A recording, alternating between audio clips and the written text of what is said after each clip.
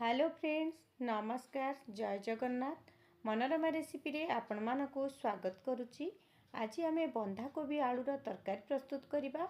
यही तरकारी भात सहित रुटी पूरी पराठा सबुथिरे खाइबा बहुत भल लगे। घरोई मसला रे अति सहज उपाय आज मुझे बंधाकोबीर तरकारी प्रस्तुत करी। आशा करुच्ची रेसिपीटी को आपण माने संपूर्ण देखिए। जदि भल लगे गोटे सुंदर कमेंट दबा सहित चैनल को सब्सक्राइब करने जमार भी भूलें। बंधाकोबी को काटिबा पूर्व ताकू प्रथमे पानी रे भल भावे धोईदेवे और तार ऊपर दुईटी लेयर को आपण माने काढ़ी नेबे। तापरे बंधाकोबी को आपण जिते पतला पतला काटी परिबे काटी नेबे। पनिकी हो किंबा छुरी आपण को जो सुविधा हबो आपण ये बंधाकोबी को बहुत सरू सरू करी काटी नेबे। ता सहित मुझे किसी आलू चोपा छड़ी टिके बड़ साइज करी काटी नेछि। जदि छोट साइज आलू थब आपण दुई फाड़ कर नहीं जी खाइबा बहुत भल लगे। से आलू को ये तेल रे देदबा से लुण और अल्प टिके हलदी दे आलूटी को आम ये लाल लाल करी भाजिबा। आपण जदि यही प्रोसेस रे बंधाकोबी तरकारी को प्रस्तुत करुछंती देखिबे खाइबा बहुत भल लगे। आलूटी आमर ये भाजी गलानी। आलू को काढ़ी नेला परे सेई तेल रे आमे बंधाकोबी को देदबा। आउ ये मोर भिडियोटी स्किप हो जाइए। आपण ये अल्प टिके लुण और हलदी दे बंधाकोबी को भाजी नेबे। बंधाकोबी को आपण बेसी समय भाजबेनी। 20 to 30% कोबीटी भाजी तापरे आपण ताकू काढ़ी नेबे। बेसी समय एठी आउ सिझेबेनी। एबे हमर कोबीटी भाजी गलानी। काढ़ी नेला परे सेई कड़ाई रे आउ अल्प टिके तेल, गोटे तेजपत्र, खंडे डालचीन आउ जीरा देदबा।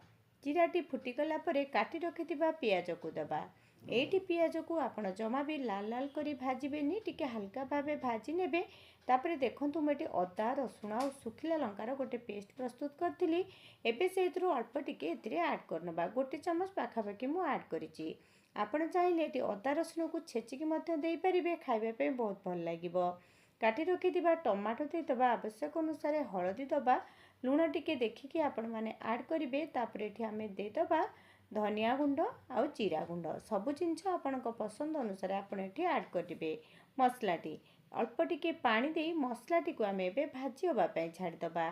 से मसला भाजी होबा भितरे किछि कस्तूरी मेथी मध्ये मु ऐड करी मसलाटी को एठी भाजी नउची।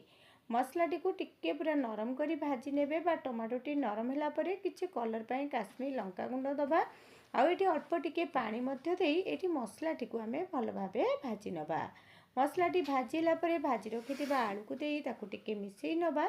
आउ एठी देखंतु आलू टिके मिसेई नेला परे आमे बे सेथिरे अल्प टिके पानी मध्ये ऐड करनबा। ए पानी को टिके फुटिबा पई छाडिबा बा मसला को टिके फुटी होबा पई छाड दबा।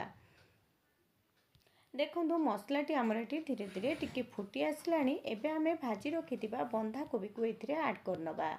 बंधाकोबी को देई मसला सहित भल भाबे आमे ताकू मिसेई नबा। आजिर रेसिपीटी आपण माने निश्चय यही प्रोसेस रे गोटे थर करंतु देखिबे खाइबा पे भल लागिबो। आपण माने समस्त तो बंधाकोबी को प्रस्तुत करुथिबे हेले समस्तक बनैबार शैली मध्ये अलगा थाए। मसला सहित देखंतु एटी भल भाबे मिसेई नेला परे गैस रो फ्लेम को आपण मीडियम करिवे।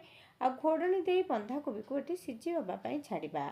मझिरे मझिरे आपण एमती घोड़णी काढी ताकू टिके टिके मिसेई नौथिबे कारण तले लागि जाई पारे। जेहेतु आमे एटी पानी बेसी देइने आ कोबी रो केते पानी बाहरिबो सेटा आपण देखिकी एटी कोबी रे पानी को ऐड करिवे। एका सहित एका थरे बेसी पानी देबेनी, कोबीटी बहुत सिझी जिवो। बेसी सिझी गले कोबीटी खाइबा पई जमा भी भल लागिबोनी। एटी देखंतु कोबी मोर आउ टिके सिझिबा पई बाकी थिला, सेथि पई मु एटी आधा कप पाखापाखि पानी टिके ऐड करी ताकू एटी भल भाबे मिसेई नेली। आ घोड़न दे भल भाबे सिझी होबा पई छाडी दबा। देखंतु कोबीटी हमर एटी धीरे धीरे सिझी आसलानी। एबे आमे ताकू आउ गोटे थरटी भल भाबरे मिसेई नबा। देखंतु एटी आलू गुटिक केते सुंदर भाबे सबु जिनछ सिझी गलानी। लास्ट रे आमे सेतिरे किछि ऐड करनबा गरम मसला आउ अल्प किछि धनिया पत्र। रेसिपीटी केमिति लागिला कमेंट करबा पई जमार भी भूलिबे। रेसिपीटी जदि आपण मानकु भल लागि थाए गोटे सुंदर कमेंट दबा सहित चैनल को मध्य सब्सक्राइब करनेबे। आ वीडियो को गोटे लाइक करबा पई जमार भी भूलिबेनी। सबु जिनछ देला परे ताकू आमे भल भाबरे मिसेई दबा। आ घोड़णी देई ताकू टिके छाडी दबा। ଏଇଠି ଦେଖନ୍ତୁ ଆମର ବନ୍ଧାକୋବି ତରକାରୀଟି ସମ୍ପୂର୍ଣ୍ଣ ଭାବେ ପ୍ରସ୍ତୁତ ହୋଇସାରିଛି। ଏହି ରେସିପିକୁ ଆପଣ ଭାତ ସହିତ, ରୁଟି ସହିତ, ପୁରୀ, ପରାଠା ସବୁଥିରେ ଆପଣଙ୍କୁ ଖାଇବା ପାଇଁ ଭଲ ଲାଗିବ। ଏଠି ଘୋଡ଼ଣି କାଢ଼ି ମୁଁ ଆପଣମାନଙ୍କୁ ଦେଖାଉଛି। ଆମର ଏଠି ଦେଖନ୍ତୁ ବନ୍ଧାକୋବି ତରକାରୀଟି ଆମର ପୁରା ପ୍ରସ୍ତୁତ ହୋଇଯାଇଛି। ଦେଖିବା ପାଇଁ ଯେତିକି ସୁନ୍ଦର ଲାଗୁଥିଲା, ଖାଇବା ପାଇଁ ମଧ୍ୟ ସେତିକି ଭଲ ଲାଗୁଥିଲା।